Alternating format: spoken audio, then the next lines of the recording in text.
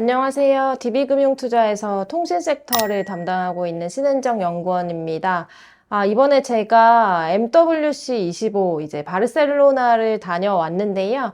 거기서 보고 듣고 온 이야기를 여러분들께 좀 전달해드리고자 합니다.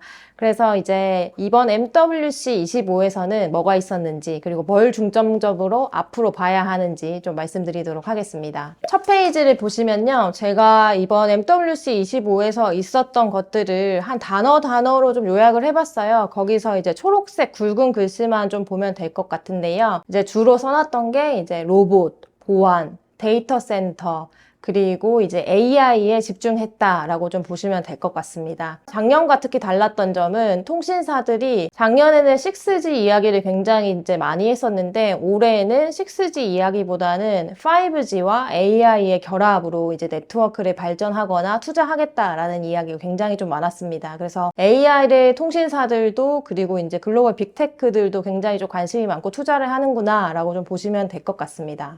오늘 말씀드릴 내용은 크게 이제 국내외 통신사들이 어디에 집중하는지, 그리고 이제 다른 산업들, XR이나 뭐 AI 에이전트들은 주로 어떻게 발전하고 있는지 좀 말씀드릴게요. 우선 첫 번째, 통신회사들 말씀드리겠습니다. 국내 통신사들은 주로 내용이 좀 비슷하긴 했는데요. AI를 쭉 전시를 해놓고 그 사이에 좀 새로웠던 점은 보안에 신경을 좀 많이 쓰고 있었다라는 점이었습니다. 특히 LGU+가 좀 신기한 걸 전시했었는데요. 이제 AI로 사람의 목소리를 흉내내는 걸 잡아낼 수 있는 기술을 좀 선보였습니다. 그래서 제 목소리를 녹음을 하면은 AI가 그대로 흉내를 내고요. 그거를 AI가 사람인지 아니면 흉내낸 목소리인지 이제 구별할 수 있는 기술을 좀 선보였습니다. 그래서 앞으로 LGU+는 고객센터에서 뭐 주민번호를 말하지 않고 이제 목소리로만 사람 신원을 판별할 수 있는 그런 기술까지 좀 가지 않을까 이렇게 좀 예상을 하고 있습니다. 중국 통신사들도 생각보다 많이 발전해 있었다라고 좀 느꼈었는데요. 특히 차이나 모바일에서는 그림에서 보시듯이 이제 로봇 같은 것도 굉장히 많이 전시를 했고요. 좀 생각보다 괜찮았던 거는 통화를 하는데 실시간으로 번역이 되는 기능을 좀 선보였습니다. 근데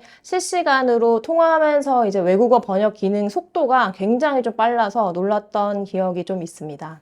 다음으로는 일본 통신사들도 좀 말씀드리려고 하는데요.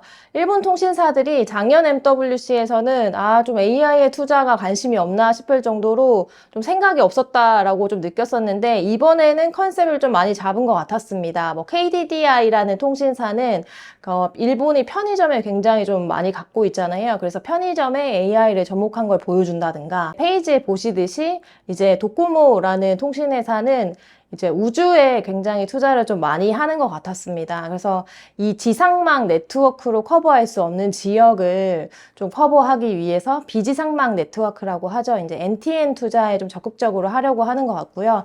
그렇게 보면은 지금 뭐 스타링크나 에어버스라는 글로벌 빅테크 업체들과 협업을 해서 이제 우주 시장에 좀 투자를 하지 않을까 이렇게 예상을 하고 있습니다. 국내 기업으로는 이제 KT도 비슷한 이제 투자를 할 텐데요.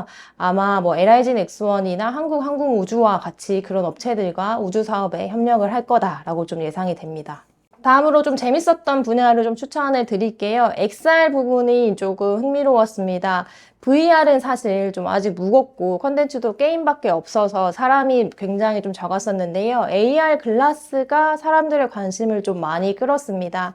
특히 뭐 NTT 도코모라는 일본의 회사는 AR 글라스를 작년에는 부스에 전시만 했었는데요. 올해는 직접 껴서 시연해 볼 수도 있게 했어요. 그래서 직접 껴서 한자 쓰는 방법을 이제 알려준다거나, 그래서 이제 외국인들이 굉장히 반응이 좋았었는데요. 올해 말에는 아무래도 조금 더 슬림화해서 출시를 실제로 할 것 같습니다. 그래서 지금 나온 것들은 굉장히 좀 투박하지만은 이게 굉장히 슬림화되고 배터리의 그 시간도 굉장히 좀 많이 늘게 된다면은 AI 에이전트와 합쳐서 AR 글라스 시장도 좀 크지 않을까, 저는 그렇게 좀 예상을 하고 있습니다. 다음으로 생성형 AI 시장도 좀 말씀드리려고 하는데요. AI 에이전트에 대해서 통신사들뿐만 아니고 글로벌 빅테크 회사들도 굉장히 좀 관심이 많았었어요. 그래서 이번에 여러 가지 모습들을 보여줬었는데 일단 도표에 보시듯이 구글의 제미나이는 이번 3월부터 이제 새로운 기술이라고 발표한 제미나이 라이브 기능을